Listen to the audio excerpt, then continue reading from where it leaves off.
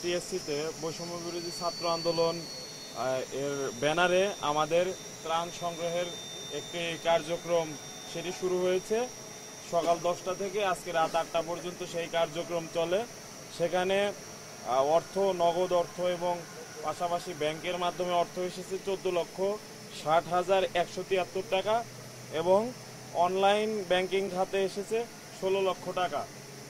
আমি পুরো দেশবাসীর প্রতি আহ্বান করব, আপনারা যেভাবে ফ্যাসিস্ট হাসিনাকে হটানোর জন্য আপনারা ঐক্যবদ্ধ হয়েছিলেন, আবারও জাতীয় একটি দুর্যোগ এসেছে।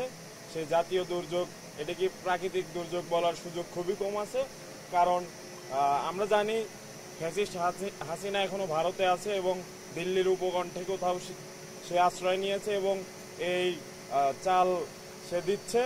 আমরা এই ব্যাপারে বেশ অবগত আছি এবং তার যে এটি ষড়যন্ত্রের অংশ নয় সে ব্যাপারে আমরা এখনো সন্দিহান, কারণ আমরা তার শাসন আমলে আমরা দেখেছি যে ভারত থেকে যখন পানি আসতো বা ভারত যখন পানি ছেড়ে দিত, তার আগে অন্তত একদিন 2 দিন ভারতের আবহাওয়ার অবস্থা আমরা টেলিভিশনে পর্যবেক্ষণ করতাম এবং সেগুলোই ছিল ইঙ্গিত। কিন্তু এইবার কোনো সতর্কবার্তা ছাড়াই বাংলাদেশে কিন্তু তারা পানি ছেড়ে দিয়েছে। তো আমরা মনে করি এটিও ফ্যাসিস্ট হাসিনা এবং ভারতের সাথে যে তার একটা সুসম্পর্ক সেটিরই একটা ইঙ্গিত। এটিকে খুব ভালোভাবে দেখার সুযোগ আসলে নেই এবং বাংলাদেশের জনগণ কিন্তু সেটিকে খুব ভালোভাবে নিচ্ছেও না। তাই আমি জাতিকে আরও একবার ঐক্যবদ্ধ হওয়ার আহ্বান জানাবো এবং আমি উত্তরবঙ্গে যারা আছে, আমরা জানি যে উত্তরবঙ্গের ওদিকেও পানি এখন আস্তে আস্তে বিপদসীমার কাছাকাছি পৌঁছে যাচ্ছে।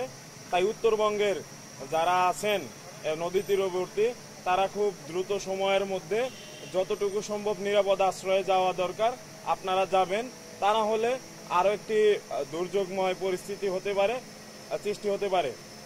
যারা সেনাবাহিনী, নৌবাহিনী, বিমান বাহিনীর ভাইয়েরা কাজ করছেন তাদের প্রতি আমি ধন্যবাদ এবং কৃতজ্ঞতা জ্ঞাপন করি, কারণ সেনাবাহিনী এই মুহূর্তে কিন্তু প্রশাসনের ভূমিকাও পালন করছে এবং তার পাশাপাশি মাঠেও কিন্তু এই যে দুর্যোগকালীন সময়ে তারা কাজ করে যাচ্ছে।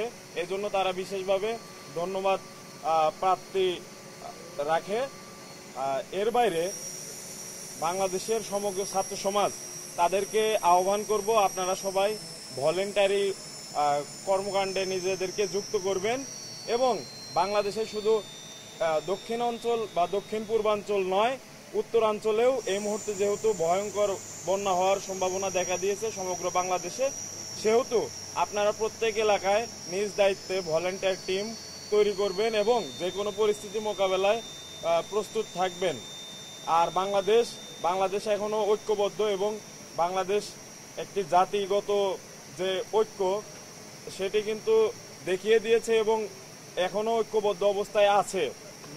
তাই আমি বাংলাদেশের বিরুদ্ধে ষড়যন্ত্রকারী যে কোনো মহলকে বলে দিতে চাই, তারা যেন সাবধান হয়ে যায় এবং যে কোনো দুর্যোগে বাঙালি জাতি যেভাবে ঐক্যবদ্ধ হয় তারা কিন্তু এই 24-এ দেখিয়ে দিয়েছে এবং সেই ঐক্য এখনো বজায় আছে। তাই তারা যেন সতর্ক হয়ে যায়। ধন্যবাদ।